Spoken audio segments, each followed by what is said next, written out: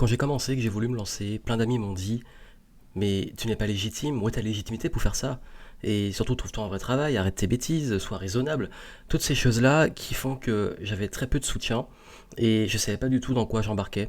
Je rêvais de créer ma boîte, d'être libre, de pouvoir voyager. Et même j'avais posté sur internet, j'ai dit bah, quelle sera ma prochaine destination de voyage. Et il y a un de mes amis qui a répondu Pôle emploi. Et aujourd'hui, ce sont ces mêmes amis qui justement me demandent des conseils sur comment quitter leur job, sur comment créer leur boîte et surtout qui aujourd'hui pointent souvent à Pôle emploi, voire même certains qui me demandent si j'embauche pas dans ma boîte. Comment faire justement quand l'environnement ne vous soutient pas? Surtout les proches. Et c'est une discussion que j'ai tellement souvent, et notamment dans mes immersions, dans mes événements, il y en a beaucoup qui me disent je suis en train de créer ma boîte ou j'ai lancé ma boîte et il y a personne qui me soutient, personne qui comprend ce que je fais. Je reçois beaucoup de critiques, que ce soit des proches directs de l'entourage de la famille. Souvent, ça vient bizarrement de la belle famille et ça peut aussi venir des amis. Bref, quand vous avez l'impression que les personnes autour de vous, ils ne croient pas en vous, ils ne croient pas en votre projet. Souvent, ils vous disent que c'est pas viable, ils vous donnent peut-être des conseils que vous n'avez pas sollicités alors que eux n'ont jamais créé leur boîte. Vous avez également ceux qui se moquent, qui critiquent. Il y en a même qui m'ont parlé du fait de quand ils postent des vidéos, que certains regardent les vidéos devant eux et font des remarques, leur donnent des retours et que c'est pas toujours agréable. Et puis bien entendu les repas de famille où il faut expliquer ce qu'on fait et personne ne comprend. Et personne ne comprend pourquoi on prend pas un CDI, pourquoi on n'est pas plus raisonnable, pourquoi on se lance. Parce que je me suis lancé pendant la crise de 2008 et il y en a aujourd'hui qui se lancent en pleine crise actuelle qu'on a en 2020. Et je trouve ça dommage parce que je suis passé par là et aujourd'hui j'ai envie de partager vraiment avec le cœur ce qui est important de savoir quand on arrive dans cette situation où on a ce rêve, on a ce projet, on a besoin énormément de ressources, d'énergie, soi-même on n'y croit pas trop, on a du mal à avancer dessus et il y a tout cet environnement qui est tout le temps en train de faire des remarques ou de demander t'en es où, comment ça avance, tu devrais faire ça ou tu devrais pas faire ça et je comprends et je sais pour être passé par là, à quel point ça peut être compliqué. Et même aujourd'hui, j'ai encore des personnes de ma famille. Généralement, franchement, ma famille est super, m'a toujours encouragé. Mais j'ai des personnes, c'est pas la famille directe, c'est de l'entourage de la famille, qui ont peut-être parfois me demandé pourquoi je prends pas un CDI.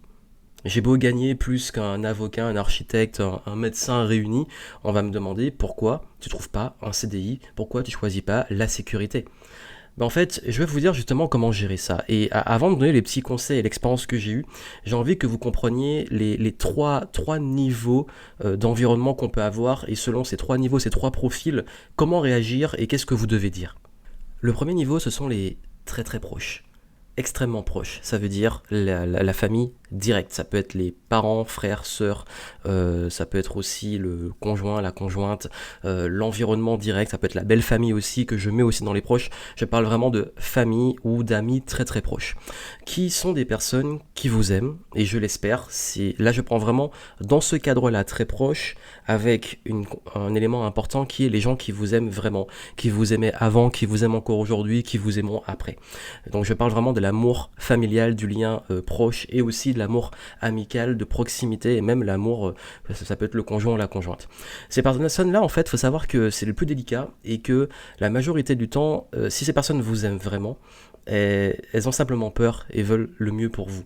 Donc les remarques qu'elles vont faire, ces éléments-là, il faut savoir qu'aussi quand on a un conjoint ou une conjointe, quand on a une décision qui impacte aussi la famille, eux ils ont besoin d'être rassurés parce que ça les engage aussi eux sur leur propre sécurité à eux, mais aussi sur les décisions familiales, surtout si vous avez par exemple des enfants ou que ça impacte même vos parents directs, par exemple sur le logement, d'habiter chez eux, etc. Donc sur ça en fait, je sais que ça peut être difficile, surtout quand j'ai démarré et que ma famille me disait mais Johan, tu crées ta boîte, tu as fait un prêt étudiant de 30 000 euros que tu vas devoir rembourser, donc il faut que tu gagnes de l'argent. Et comme on s'est porté garant, on aimerait bien que tu puisses te prendre en main, on t'aidera toujours, mais je comprenais qu'ils avaient un peu peur parce que je prenais une voie qui était contre les 5 ans d'études et le prêt pour payer ses études. Donc forcément, j'ai eu la lucidité de comprendre que c'est pas contre moi, c'est pas contre mon projet, c'est même pas une projection directe de leurs propres limitations, c'est juste savoir aussi nous ramener les pieds sur terre. Je suis pas pour rejeter directement les proches, je suis pour comprendre et avoir beaucoup plus de recul sur le pourquoi ils s'expriment comme ça. Oui, ça peut être des cas où ils ont simplement peur, qui rejettent leurs croyances, leurs peurs, etc. Mais c'est qu'il faut aussi que dans votre attitude, dans votre décision, vous leur fassiez comprendre que vous avez un plan, que vous avez confiance.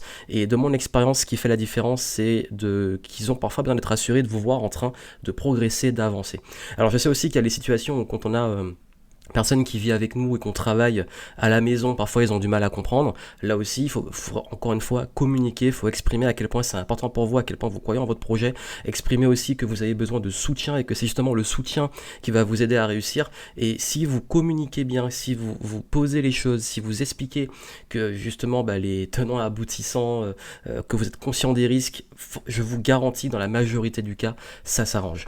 Si ça s'arrange pas, ils peuvent pas porter la responsabilité du soutien, c'est à vous de croire en vous, à vous de soutenir le projet, et je sais que ça peut être difficile, chaque cas est particulier, mais la voie dans cette situation, ce premier niveau des proches qui vous aiment, c'est la communication et l'expression de ce dont vous avez besoin, ce qui vous rend heureux et pourquoi vous croyez en ce projet, et aussi qu'ils voient que vous avancez, qu'il y a aussi des galères, que vous êtes lucide en fait.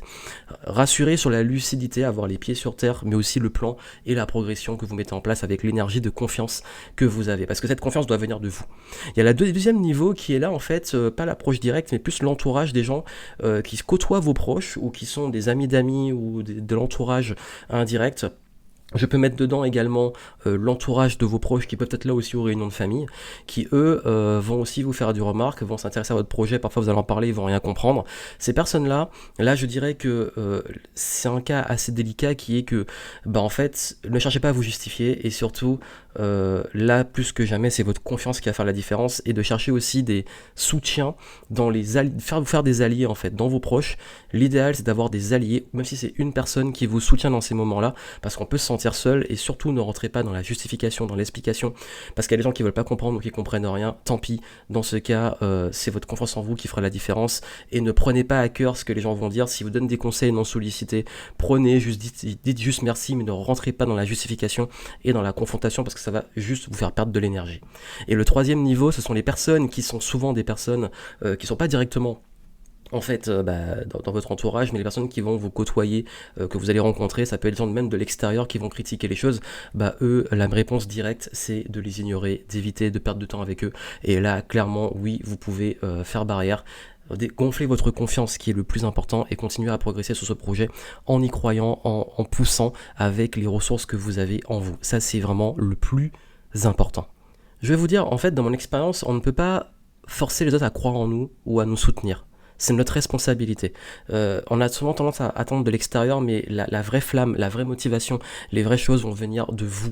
En fait, toutes ces remarques, tu as changé, tu devrais être comme ça ou tu devrais faire ça, en fait, plus vous vous affirmez, et c'est vraiment l'affirmation de soi, plus vous allez développer votre confiance, votre estime de vous, moins ça vous impacte. Plus vous croyez en votre projet, plus vous progressez, et que vous focalisez sur ce que vous contrôlez et non pas ce que vous contrôlez pas, notamment la vie des autres et comment ils vont interagir avec vous, plus vous allez pouvoir vraiment continuer à avancer. Et comme je l'ai dit, les gens qui vous aiment, c'est juste de la bienveillance, et là, communiquer, parfois c'est juste des peurs, parfois c'est besoin d'être rassuré, besoin de vous voir bien, et dessus, c'est votre responsabilité, encore une fois, de transmettre aussi cette confiance. Et de mon expérience aussi, j'ai remarqué que quand vous changez, il y a des gens qui vous mettent dans une case, qui vous ont vu à une période de votre vie où vous étiez comme ça, et ils vous gardent comme ça. Je sais que moi, par exemple, il y a une époque où je râlais beaucoup, je me plaignais beaucoup, j'étais très dans la polémique et tout, et les gens m'ont gardé cette étiquette. Quand je les vois, ils disent « Ah tiens, le polémiqueur », ils disent ça, ce mot-là qu'ils utilisent, ils me mettent un adjectif sur ce que j'étais avant, que je ne suis plus, et je sais que ça peut être énervant, ça peut être agaçant parce qu'on a changé, on a évolué et on nous ramène à ça. Ça, vous n'y pouvez rien, c'est comme ça, juste. La meilleure réponse, c'est l'autodérision, dire ouais, voilà, et puis de montrer, enfin, même pas, cherchez pas à prouver. Ne vous prenez pas au sérieux, ne prenez pas ça au sérieux et continuez d'évoluer. Et quand on change, quand on évolue, vous allez voir que vous allez aussi avoir des gens de votre entourage qui vont s'éloigner, qui seront parce que vous êtes plus dans les mêmes délires, plus dans le même mindset, plus dans les mêmes façons de penser. C'est ok, acceptez, ne forcez pas les relations et acceptez que parfois dans la vie, les gens changent et vous changez. Et tant mieux, j'ai envie de dire. Il y a rien de plus inquiétant que les gens qui ne changent pas pour moi. Enfin, c'est mon avis personnel, mais je pense que c'est ça qui va vous aider à continuer à avancer, et de moins en moins avoir d'être affecté par ces éléments-là. Après oui, il y a des personnes qui sont comme ça. Leur passe-temps, c'est parce que comme leur vie n'est pas assez occupée, ils s'occupent de la vie des autres, ils commentent tout, ils jouent un peu aux Sims avec votre vie, ils vous disent quoi faire. Honnêtement, passez au-dessus, laissez-les parler, mais ce qui compte, encore une fois, je vous dis, ce qui compte le plus, c'est votre faculté à prendre vos responsabilités et à attendre la confiance qui vient de vous, de votre cœur, de votre projet, et n'attendez pas des autres. N'ayez pas cette attente de l'extérieur. Prenez le soutien s'il y en a, s'il n'y en a pas, c'est pas grave, mais n'allez pas le demander, l'exiger. Et c'est au fond de vous, si vous avez vraiment des proches de qui vous espérez ce soutien, la meilleure chose à faire, c'est de l'exprimer parce que parfois eux-mêmes ne se rendent pas compte. Et si vous n'exprimez pas vos besoins, si vous n'exprimez pas vos besoins, ils peuvent pas le comprendre. Et ça, c'est les conseils que je voulais partager parce que je sais que c'est un réel challenge. Par la suite, je pense que c'est un truc que je pourrais développer vraiment parce que c'est un gros sujet. D'ailleurs, si vous voulez en savoir plus, je vous mets en descriptif un lien vers une mini formation que je vous donne où j'explique comment développer un mindset de confiance, de progression, comment réussir à gérer aussi l'environnement, tous ces éléments-là. Allez voir, c'est gratuit et ça va aller beaucoup plus loin sur ce que j'ai partagé ici. Et puis surtout, comprenez que la personne qui peut agir, la personne qui peut faire, la personne qui peut avoir confiance, c'est vous, et vous êtes maître de votre estime, de votre confiance et de la progression que vous allez mettre, parce que finalement, en fin de vie, ce qui compte, c'est ce que vous avez fait, et ce serait dommage de passer votre vie à vivre la vie que les autres veulent pour vous, et la vie est courte. Et plus le temps passe, plus je me rends compte dans ce que j'ai fait, les décisions que j'ai prises, que finalement ça avait peu d'importance, ces remarques, ça avait peu d'importance ce que les gens pensaient, parce que ce sont leurs vies et moi ce qui compte c'est la mienne, et celle aussi des très proches, et qui quand on communique, quand il y a de l'incompréhension, finissent toujours par comprendre, et ça se passe bien, et ça se passe mal, c'est pas grave, c'est que une relation doit parfois aussi finir, on doit prendre des distances, voilà, c'est la vie, et le plus important c'est que vous soyez bien, vous soyez heureux, vous soyez épanoui, et que vous puissiez avoir ce courage de suivre votre voie, de continuer ce qui vous correspond, et c'est tout ce que je vous souhaite. Donc allez en descriptif voir cette mini formation sur le mindset, les bonnes habitudes et comment développer de la confiance en soi, et puis moi je vous souhaite plein de succès et puis je vous dis à très bientôt.